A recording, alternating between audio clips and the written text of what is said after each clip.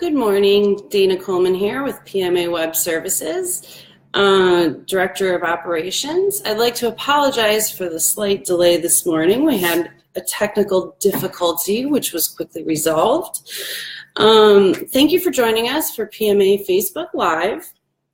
If you've been following our Facebook Live videos as well as our blog, you'll have noticed we've been discussing digital marketing, content planning for digital marketing trends, cost-effective advertising, and today I'd like to discuss some digital marketing challenges because it is inevitable that you could run into or will run into some challenges along the way, and it is okay because we also have some solutions.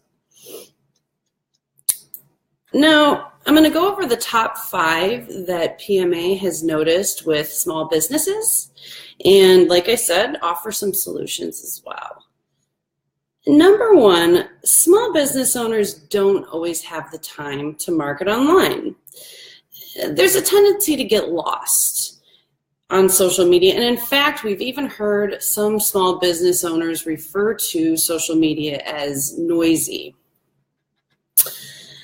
What happens with this if a small business owner doesn't have the time to market? Let's say they have the time off the bat, they have a plan in January and they're posting regularly, maybe for 2 or 3 weeks, and then all of a sudden they don't have the time. They have a launch coming up, or they are weeded, which is busy. Being busy is a great thing, but what can happen with social media is it's put on the back burner and it becomes inconsistent.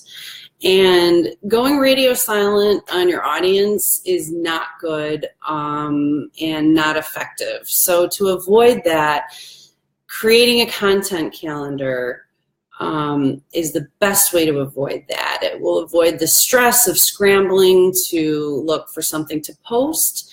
And when you're traveling, there will be some posts going out already, or when you're busy. So if you haven't watched our PMA Facebook Live video last week, and if you haven't read our blog, check it out.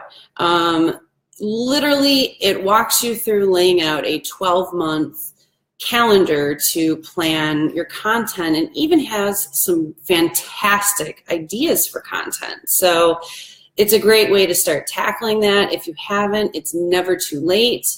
So check it out. Number 2, small business owners don't understand how to make the most of the marketing that they're doing. Now, this really comes down to strategy. What to post when. If you're investing the time, you want to make the most of it. And you want the maximum exposure for your posts. So when you post something, you want to ensure it's at the time of day where, the most amount of eyes are going to be on your feed, I guess is the simplest way to put it. Number 3, small business owners don't have a clear plan for marketing online, and that's specifically with social media.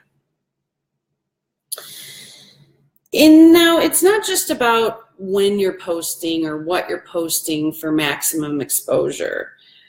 It's really the connection between the different social media platforms.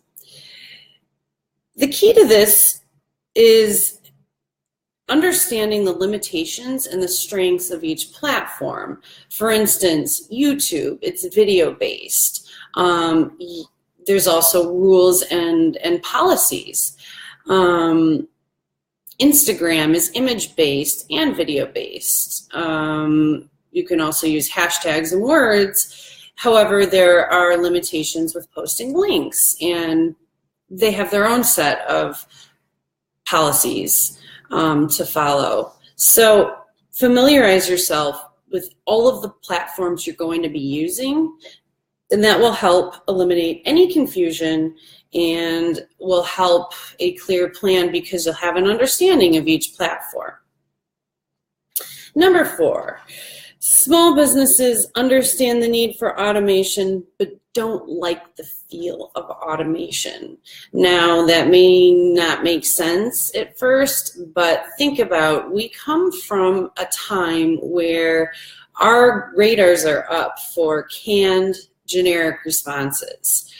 You go to click on something to connect with somebody, whether it's on a website or, on Facebook, and you get that instant generic canned response. So we have our radars up for that, and we don't like that. So I think the last thing we want to be doing is putting out social media that has that feel. So there can be some almost fear of automating social media. However, like I mentioned before, there is a need to automate when you're traveling, when you're busy, just to keep things consistent. So a lot of people ask, how can automation work when it feels so impersonal?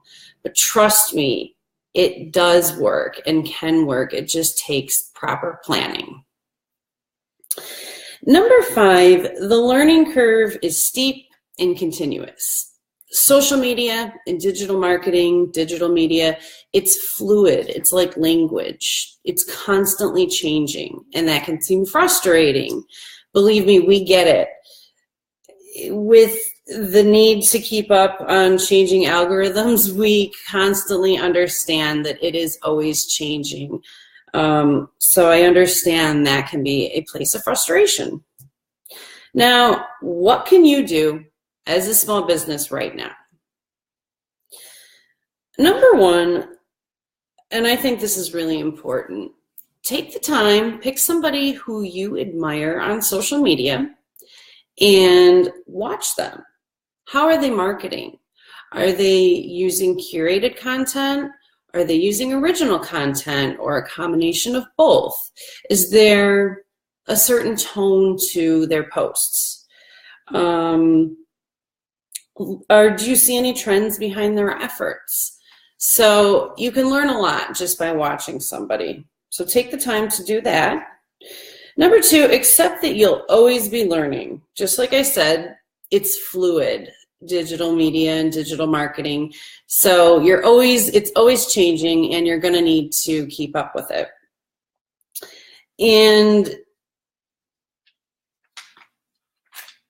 endeavor to try something new every month, even if that's video. I know some people are shuddering when I say video or cringing, but that may be something that you need to dive into. And also, what I would suggest is to stay on the up and up with social media and digital media is wherever you get your podcasts, search the directory and search for social media or digital marketing, and go through the podcasts that come up and see if one really catches your ear. You want something that you find interesting, and start listening to it, and you'll be learning before you know it. And with the mention of video, number 3, embrace video. Now that's YouTube, Facebook Live, Instagram.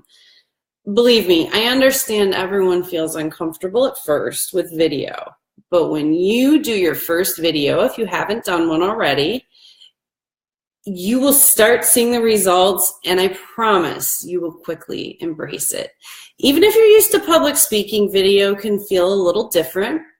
And, there's 2 ways to do video. You can use a platform where you can record and edit your video and schedule it, or you can go ahead and do a live video and have a more conversational feel. And that's up to you.